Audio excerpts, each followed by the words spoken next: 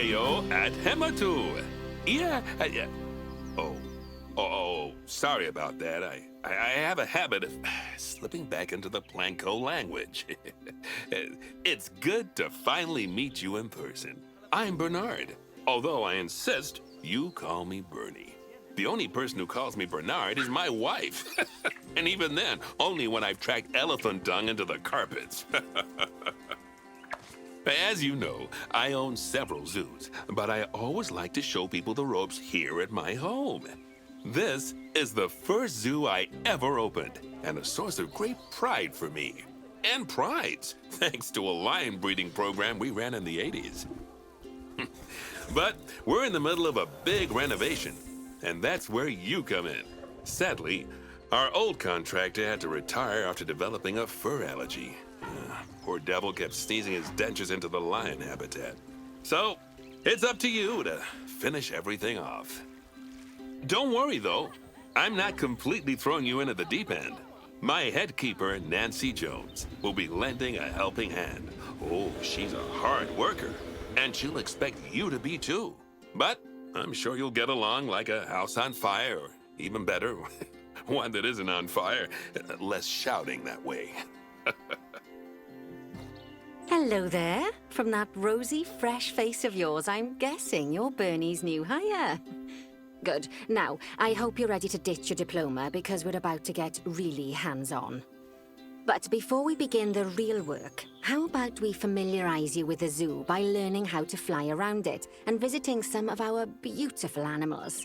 We'll start by popping over and having a look-see at the grizzly bears in their habitat. Did you know that grizzly bears, also known as Ursus arctos horribilis, can hibernate for up to 7 months a year? Oh, but then again, given the chance, I think a lot of people would do that too. Select one of the bears and you'll bring up its information panel.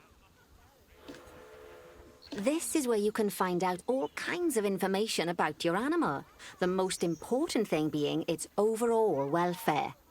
You'll learn more about animal welfare today as we go through your objectives. But for now, let's enjoy this magnificent animal. Why don't you select the camera at the bottom of its information panel? See now, this is a fantastic way to get a close look at your animals. You can also get this view of an animal by simply double-clicking on it. Okay, when you're ready, let's pop over to the other side of the zoo and take a look at the lions. I've marked their location for you to find. Panthera leo leo, or the West African lion to you and me. Lions are the most social of the big cats, and there can be as many as 40 lions in a pride, although prides of that size are pretty rare. As Bernie would say, those lions are awesome, which is precisely why I handle the training instead these days. Anyway, how about we get started on those objectives? Come on, let's head over to an empty habitat and see what needs doing there.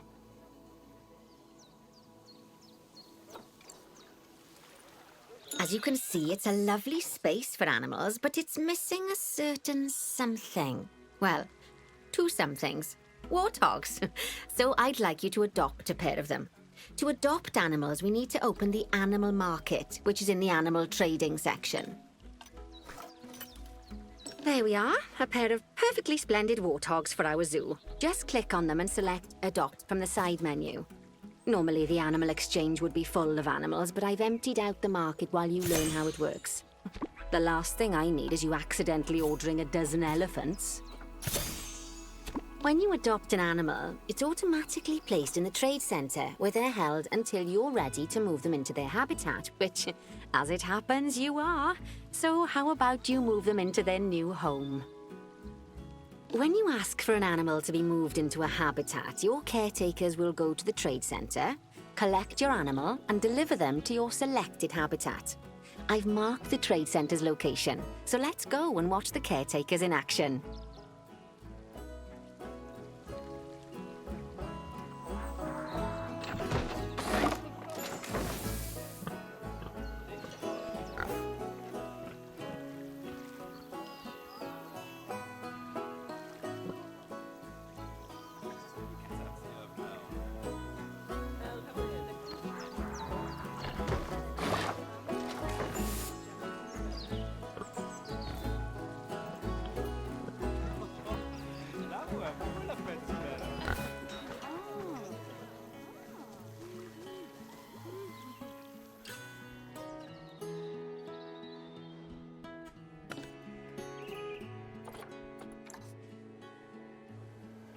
Well, as you can see, those caretakers don't hang about. They'll move those animals to their destination as fast as possible.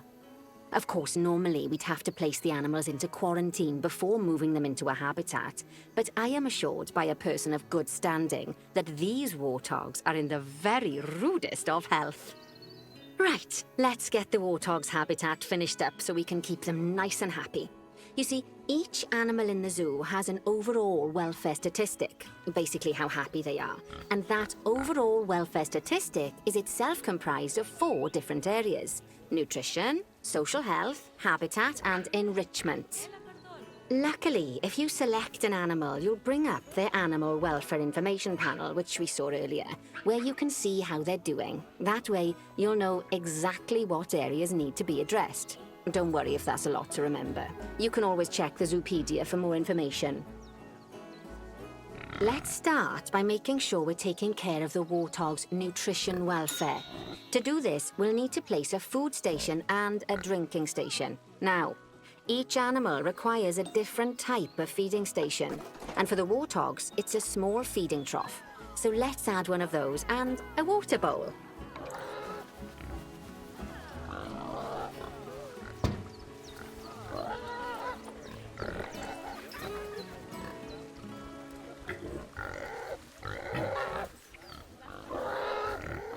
Animals also require stimulation to keep them happy. Let's add a lovely mud bath for the warthogs to roll around in. That bath will count towards their enrichment welfare, specifically their toy enrichment welfare. Oh, nice work. You've got a knack for this, I see. Now, our contractor had to leave in a hurry, so this place is in a fair old state. Unfinished thingamajigs and whatsits all over the shop. But the first thing we need to finish is the ostrich habitat. It's over near the hippos. Oh, before we actually start building our ostrich habitat, let's pause the game. Just click the pause button in the bottom right corner. Ah, that's more like it. A quick break. Sometimes it's a good idea to pause the game whilst you're doing something which requires your concentration, because it'll stop the zoo spinning out of control while you're looking the other way. Let's keep the game paused while we get this ostrich habitat built. Okay, job number 1 here is to add a habitat gate before we complete the barrier.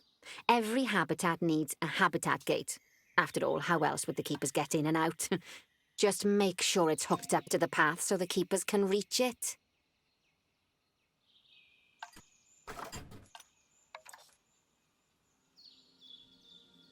Right, let's complete the perimeter barrier so we can adopt us some ostriches. I've marked out an area for you to use, so I'd like you to finish off the perimeter using the brick barrier.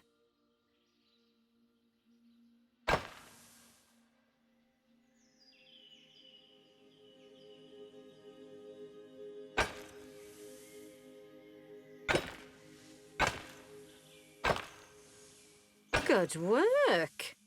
Remember, before you can place animals in any habitat, it has to have a full loop of connected barrier.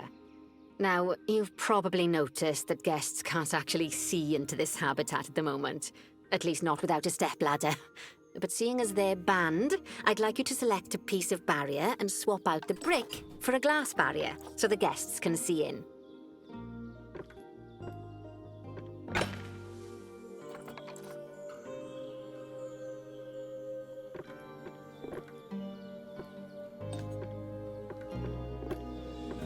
There we go. Adding in more windows gives guests even more opportunities to see the animals in a habitat. It's always best to make sure the guests can get a good view into a habitat from the path they're walking on, because it makes them happy, and because this would be a pretty terrible zoo if they couldn't. The last thing we need to do is to add a donation box. You see, when guests enjoy the view of an animal, they'll make a donation. Just make sure you put them in easy-to-reach places, like near a viewing point. Donation boxes are one of the main sources of income for the zoo, so make sure you remember them. Now, before we adopt our ostriches, you should click the play button. After all, if the game's paused, then so are our caretakers, which will make it a bit tricky for them to deliver the ostriches, eh? By the way, as well as pausing the game, you can speed the game up by clicking on the fast forward button. It'll run everything at 2 times and 5 times faster. It can be useful, especially if you're waiting for money to accumulate or for animals to be delivered to your habitat. Personally, I use it when I'm waiting for a brew to finish. All right, you've finished the habitat, so it's high time we adopted those ostriches, don't you think? Let's get 4 of them in here.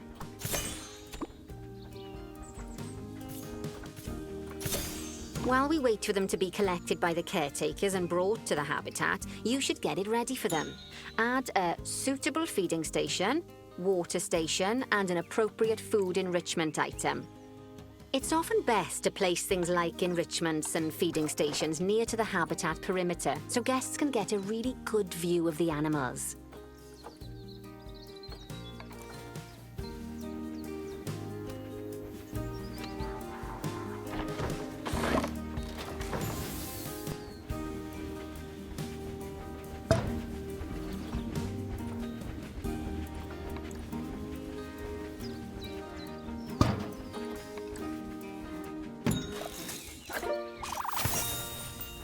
Oh, good to see the ostriches have somewhere they can really stretch their legs. Did you know they can actually run at 43 miles per hour? Oh, heaven forbid they ever escape. The speed camera fines alone would bankrupt us.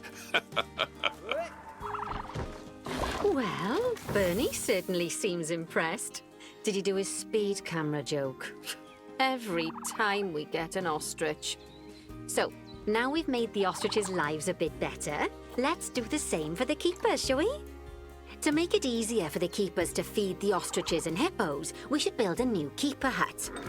Keeper huts are where the keepers prepare the food for animals, so they should be placed near to the habitats to make sure the keepers don't waste their time walking when they should be looking after the animals.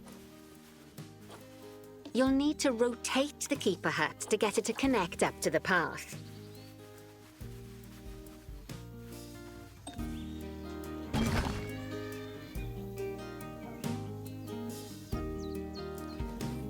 This keeper hut only has space for 1 keeper, but the larger keeper hut can allow multiple keepers to prepare food at the same time. Oh, but bear in mind that keeper huts and other staff facilities shouldn't be placed near to areas where there are lots of guests. Guests don't like seeing facility buildings, and it can affect their happiness. Negatively. In case that wasn't clear.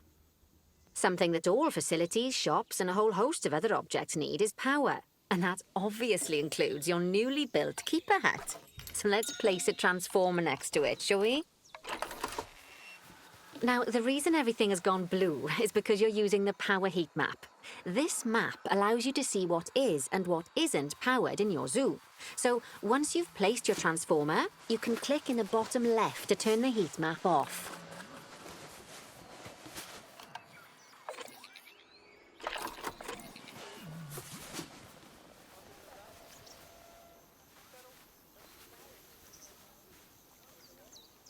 Lovely work. Now the keepers can start using the hut to prepare food, and thanks to where you've put it, they won't need to walk very far to deliver it to the ostriches and hippos. Let's get on to your next objective then. Bengal tigers. We want to adopt some, but I'm afraid there's nothing ready for them yet. Head on over to the plot of land I've marked out. It's not too far away. Righty, your next job is to build a habitat. From scratch. And concrete and glass, I expect. So, go ahead and build it. Just make sure that the habitat includes that big hole we've dug. Oh, and don't forget to add a habitat gate to the barrier. Oh, and make sure the guests will be able to see the tigers.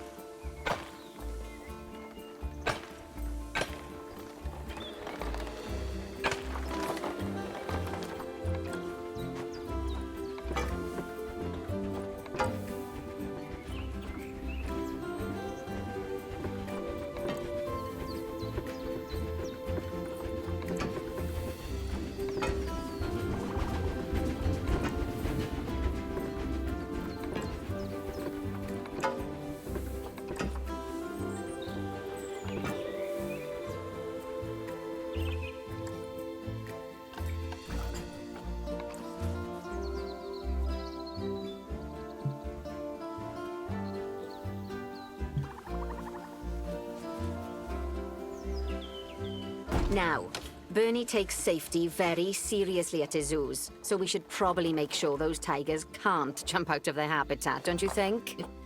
The way we'll do it is by changing the height of the habitat's barrier.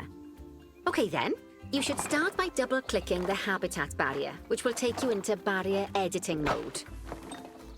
Great. Now highlight the entire perimeter of the habitat. You can do that by clicking and dragging the barrier selection tool.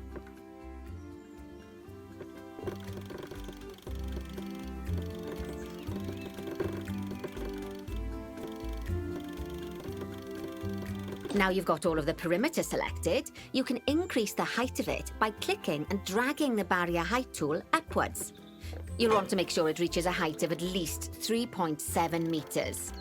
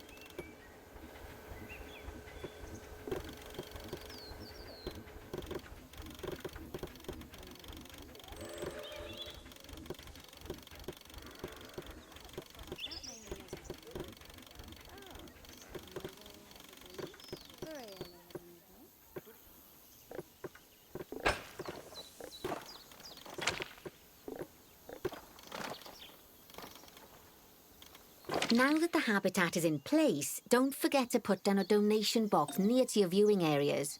We need every dollar we can get. Especially as these tigers aren't exactly eating instant noodles for lunch. Okay, that's the habitat boundary complete, the habitat gate in place, and most importantly, the tigers won't be able to jump out of it anymore. I think it's time we adopted those tigers.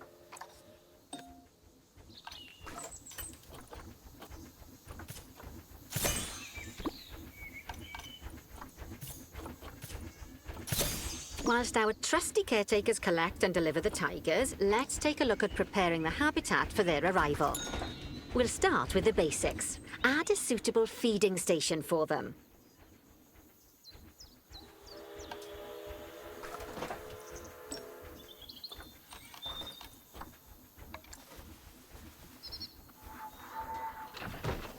This time, instead of adding a water bowl, let's try something different.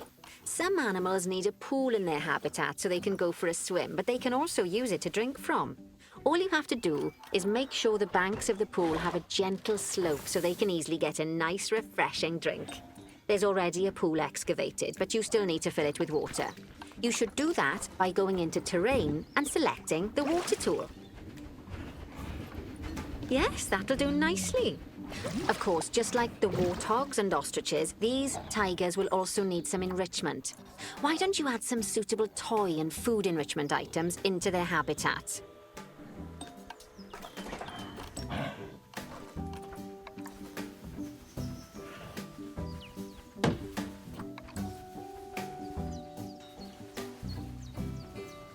Okay, it's really starting to take shape.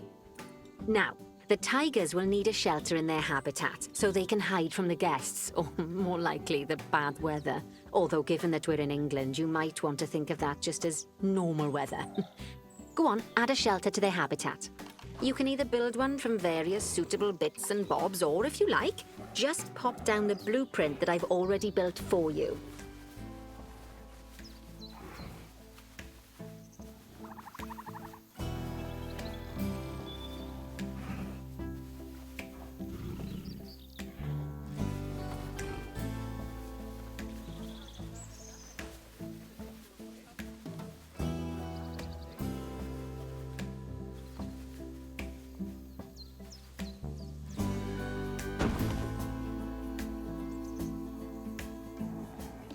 poor Dabs. I'm sure it can't have escaped your attention that the tigers look a bit miffed. That's because they aren't too keen on the type of terrain in their habitat. Select a tiger and bring up its information panel. Rightio, click on the Terrain tab. That way you can view the terrain information and see how they feel about the different types of terrain. That'll tell you what the tigers need more of or less of in this habitat. Okay then, open the Terrain Editing tool, select Painting, and give them some more soil. Yes, that should help with the habitat part of their welfare.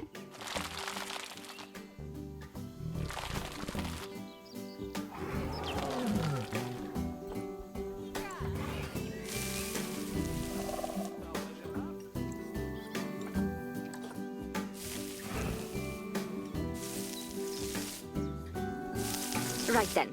All animals need plants and trees from their own biome or continent. You know, deserts, savannas, or Asia, Europe, that sort of thing. It looks like these tigers need a few more plants in their habitat.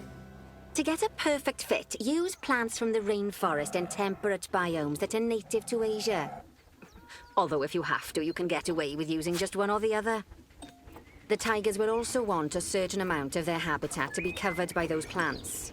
To find out which plants to use and how many, select a tiger and go to the Environment tab. Now, as you can see, some of the plants currently in the habitat aren't quite right for the tiger, like the wattle bushes. You can remove them if you want. You can find all of the plants you need in the Nature section, and you can use the filters to only show the types of plants you want to see. In this case, that's plants from the rainforest or temperate biomes.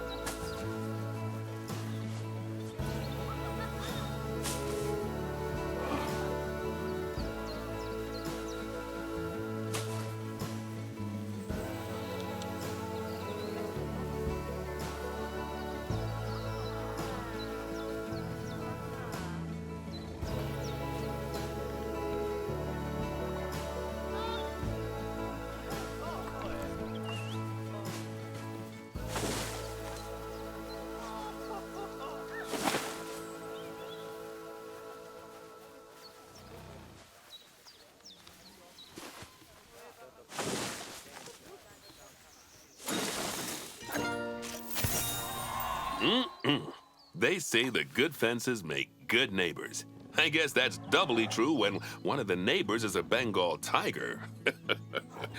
Still, those tigers look so happy that I doubt they'd leave, even if you did poke a hole in their fence. Oh, but for heaven's sake, don't test that theory. Right, let's head over to the Indian peafowls. I've been told that we need to improve their social welfare. Now then, just find one of the peafowls and select them to open their information panel. Then we can have a good gander at how they're doing. Although technically, I suppose gandering would just be for geese. Expand their social welfare and we can get a bit more detail. Now, they've clearly got plenty of space and they're not stressed, but it looks like their social group isn't quite right. So let's find out more. Click on the social tab at the top of their information panel to see what's wrong. Right, as you can see, the peafowls need their population to be larger. To solve this little problem, you'll need to adopt 3 more female peafowls.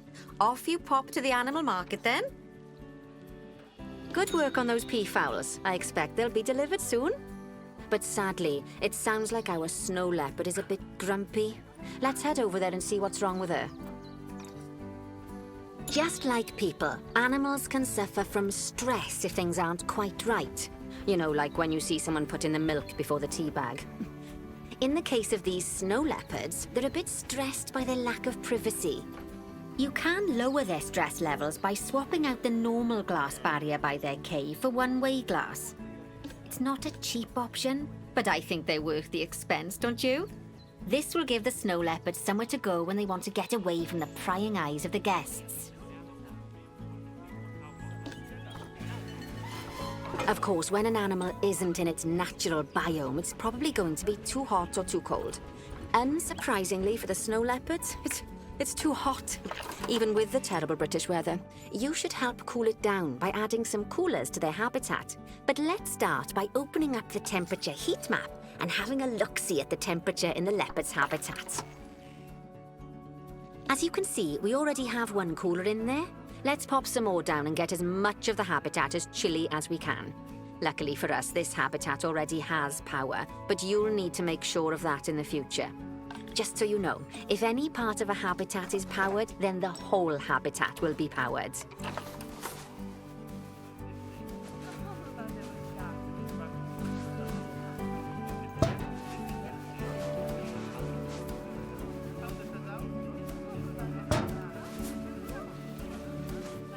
You can find heat maps for all sorts of helpful things, so do be sure to explore them and make good use of them. It'll take a little while for the temperature to adjust once you've added coolers or heaters, but now we've got the coolers in, we can address the leopard's terrain welfare. You see, what the leopards really want in here is snow and rock, so let's make that happen.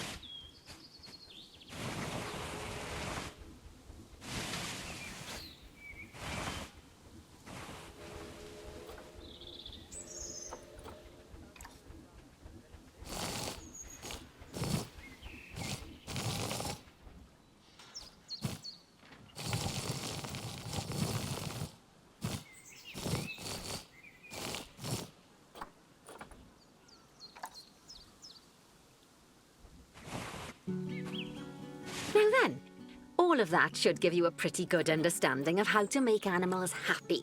So I'd like you to go and check on all the other animals in the zoo and fix up any issues with their habitats. That'll increase the average welfare of the animals across the whole zoo. And that average welfare is a very important statistic. Now, to quickly see how all your animals are doing in the zoo, you should go into zoo management and then into the animals section. As you can see, this list shows you the animals' overall welfare. So if something's amiss, then you can quickly pop over to them using the locate button. Right, I'm off for a cuppa while you make sure all the animals are well looked after.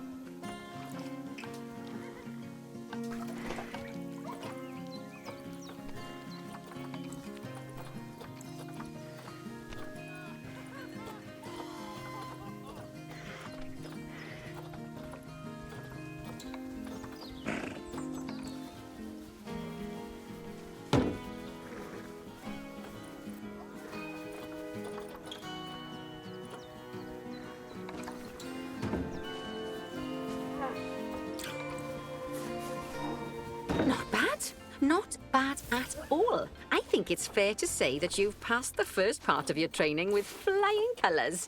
There's still lots more to learn, but we'll have to head to another one of Bernie's zoos for that. If you want to grab your passport, we'll head off, shall we?